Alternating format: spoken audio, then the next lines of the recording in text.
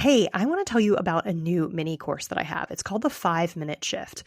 One of the most frequent questions that I get from people on social media and clients is, how do I stop feeling anxious? How do I stop feeling upset? How do I stop feeling angry at my spouse? How do I stop feeling a certain way and get to something that feels better? This mini course is to answer that question. It's a 30-minute video. You get a cheat sheet and the slides, plus a Q&A and a why this works video. But really all you need is the 30-minute video, the how-to. It's a process I use every single day, multiple times a day. I have clients who use it and have experienced huge changes in their life. And if you practice this method over and over again, I promise you'll be able to shift any emotion in around 90 seconds to about 5 minutes. So if you're somebody who feels like you get stuck in emotions, you stew in emotions, you spiral in them, and you really wish that you could get out of them and it didn't involve scrolling or eating or shopping or any of that, this is for you.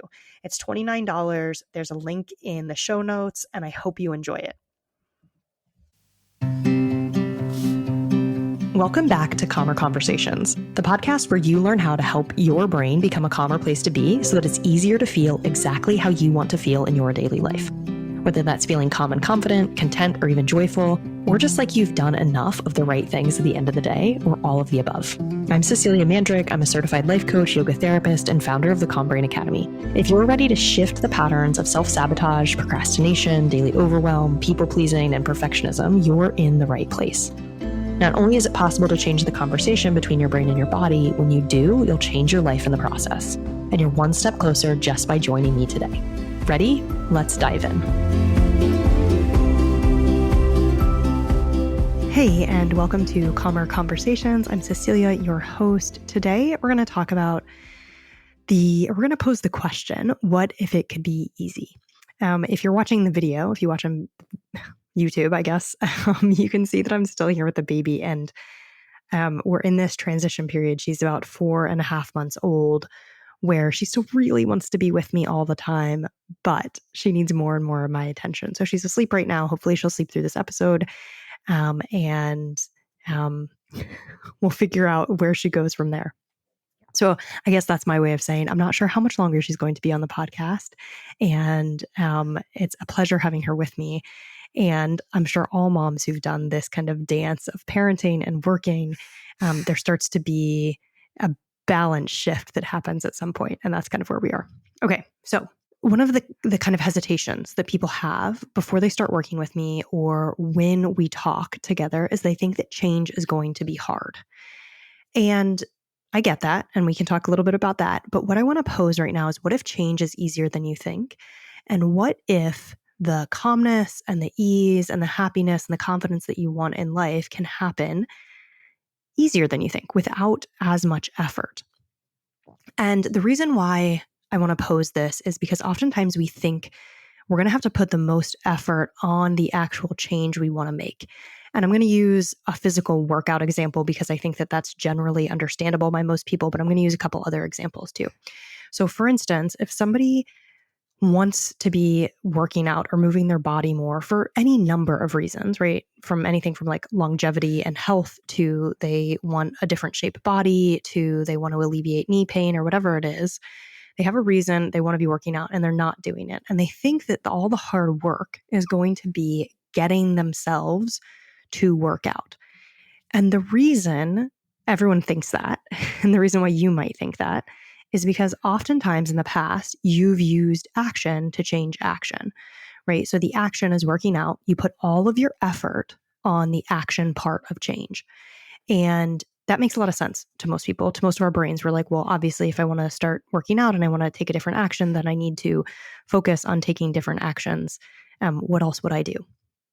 And since you've been listening along, or if you're new here, our actions come from what we think, right? And so we think that the assumption that we make and what most of us have learned, that if we push ourselves harder, or if we use more willpower, or even if we use shame and judgment against ourselves, so we try and shame ourselves into doing something, that the action will happen more easily.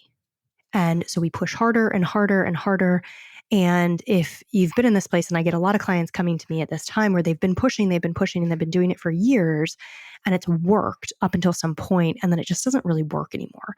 So like the shame story doesn't work anymore, or the willpower doesn't work anymore, or it's not working as well as it used to. And all of a sudden they're like, well, what do I do? Right. And the fear they have is that it's actually going to be even harder to get themselves to do something. It's going to take even more effort. It's going to feel really arduous. It's going to feel like drudgery to do this work.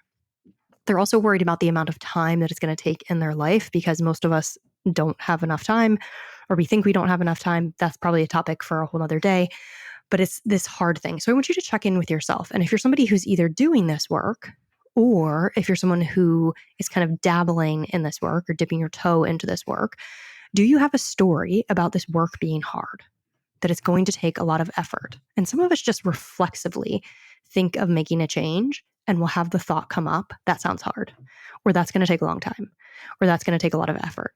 And it's not because we've actually checked it out and we've investigated it, or we've even tried it this way, but it's just that our brain, anytime it's presented with something different, thinks that's going to be hard. That's going to take a long time.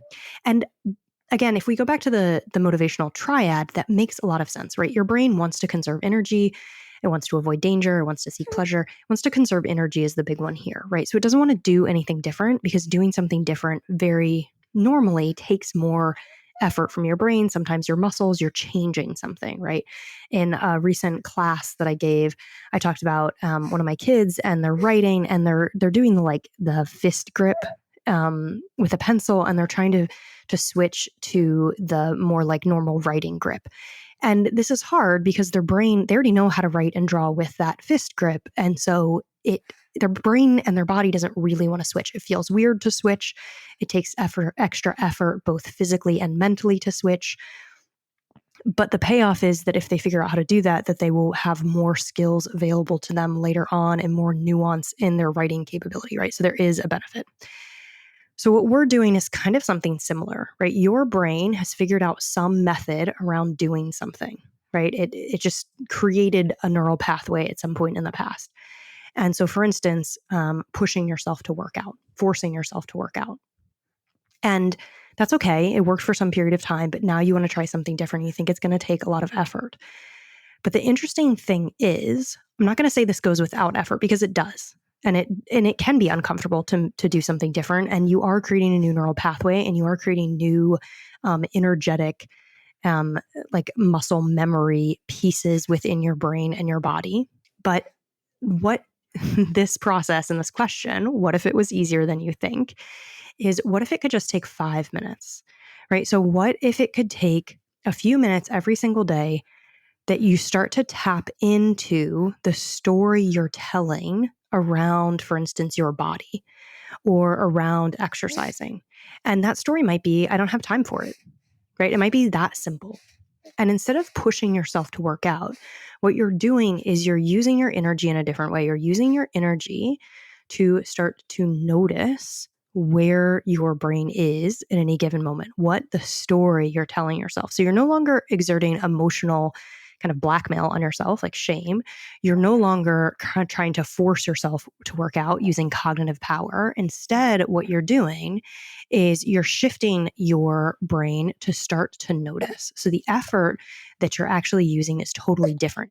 Okay, so I want to share a story from a client to illustrate this. And it's not about working out, in case you hate the working out examples. Okay, so this is a client, and she's been working with me for a while. And she has been noticing her brain. So instead of forcing herself to work out, if we're going to go back to that analogy, she has been noticing the thoughts she has around working out. And her specifically is she asked, when she started working together, one of her big areas she wanted to focus on was feeling less reactive and panicked around her parenting. So particularly not feeling closely tied to her kids' behavior and needing them to behave in a certain way for her to feel like a good parent in person.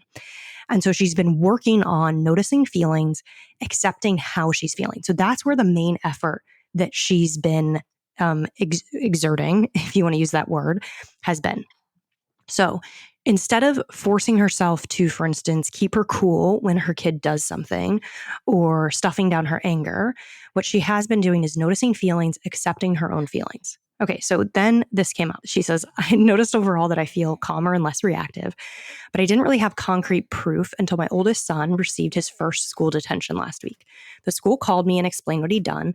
Essentially, he got frustrated and acted out. And in the past, I would have gone to a place of immediate rage and shame and panic. And it would have built up and built up, built up. And then I would have exploded at him. But this time, I noticed straight away that I actually felt quite calm. So it helped that the teacher was very calm, she says, and reasonable and empathetic. And I know immediately how I wanted to respond when he got home and when we talked about it. I wanted to hug him. I wanted to let him know that we were on his side and that we wanted to help him. He was actually a bit stunned when I followed through with this. I talked to him about my own work on frustration and rage, and I understood where he was coming from, and he listened as much as a 13-year-old can listen, and he wasn't defensive or contrite. The thing about all of this that struck me as particularly miraculous is that this seemed to happen without effort.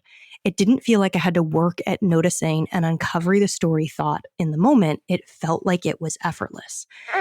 So because this person has spent the time noticing her own thoughts and feelings and doing the work around accepting her own feelings, she's been practicing in real time in the rest of her life, which honestly doesn't take a lot of time because these things come up and they honestly even save you time because instead of spiraling in emotions, you are just with them in the moment and process them. But what's happened is the baby woke up, just in case if you're not watching. So if you hear some baby noises, that's what this is. Okay, so she has been using her effort instead of trying to stuff her emotions down or avoid her emotions or control her kids. She's been using probably a similar amount of effort or less effort to start to understand and notice her own feelings and process them. And then what happens, because she has been practicing this, right? This doesn't happen the first time usually, although sometimes it can. Because she has been practicing this, she was met with a real life situation. Now, unless you're sitting on a mountain somewhere, we will all be met with real life situations all the time because you're living life, because they will continue to come up, because you live with humans, because you live in the country that you live in and have the government that you have. They will keep happening. And so this person was met with a real life situation. They were able to be with the information instead of making a story about it. And that means that instead of going into rage and anger and panic and making it mean that they were a bad person and a bad parent, they were able to sit with the information and understand, well, okay, well, how do I want to show up to this? What kind of parent do I want to be? And then from that place, they were able to follow through. And it felt effortless, not because they have not put an effort, but because they have been putting effort into a different place. Instead of trying to force their actions to change, they have actually been noticing the feelings around them, noticing the thoughts and stories and beliefs they have around their own emotions and around their children's behavior, and they've worked from that place. So to go back to the working out one, somebody else, another recent client, had this goal of working out more regularly. We worked together individually for a period of time and now in a group, and we have never honestly talked that much about working out. It's come up every now and then, but it hasn't been a focus of the work we've done. So what we have done is we've changed her story about her body and her current body and how she talks about herself. And the result is that she is more effortlessly working out and being with her body in ways that she likes. And this changing the story around her body, honestly, it's not like we're talking about going to the gym, right? But when your perception of yourself changes, when you change the thoughts you have about yourself, then the actions you take in your life and what happens within your life starts to shift and change really naturally. I think this is an idea that sounds really good to people cognitively, right? Like, what if this could be easier? Or the fact that my actions will change even though I'm not working on them, but many of us don't believe it. And sometimes we just don't have the evidence. So I wanted to provide these two examples because I think that they are so powerful in illustrating that when you focus on the thoughts, when you focus on the feelings, instead of focusing on shifting the actions, the change can happen without feeling like change, with actually feeling effortless, right? Those are not my words. Those are someone else's words. She said it felt effortless. It felt like this happened kind of without me doing anything. And obviously she has been doing things. She's been in a group of mine for several months now. And so she has been doing this. but it's not like we're working together intensively for 8 hours a day, right? So just know that instead of spiraling in emotions, you start to pay attention to emotions. So you're using about the same amount of effort. It's just productive in a different way. And then the actions you take in the area you want to shift, whether it's working out or changing your relationship with your kids or your relationship to money, whatever it is for you, starts to happen very naturally. Okay, I hope that was helpful. And if you have a story that this could be hard, you might start to ask yourself instead, what if this could be easy? Or what would it look like if it were easy? All right, it was great to be with you today, to see you, even though we're in different space-time continuum. And I will see you in the next episode. Thanks for being here. Bye. Thanks for tuning into this episode of Calmer Conversations. Take what you learned today and use it in your life. Even if it feels a little awkward or clumsy at first, remember these are practices and that real change comes from implementation. Then send me a message over on Instagram or TikTok and let me know what worked or didn't work. If you want to dig deeper into something from today's episode, all of the resources can be found at the link below in the show notes. If you liked this episode, there's a great chance that you'll love working with me. Join my monthly coaching community by visiting me on Instagram or my website, www.ceciliabmandrick.com. Don't forget to subscribe to the show wherever you listen to podcasts, and I'll see you back here next Thursday.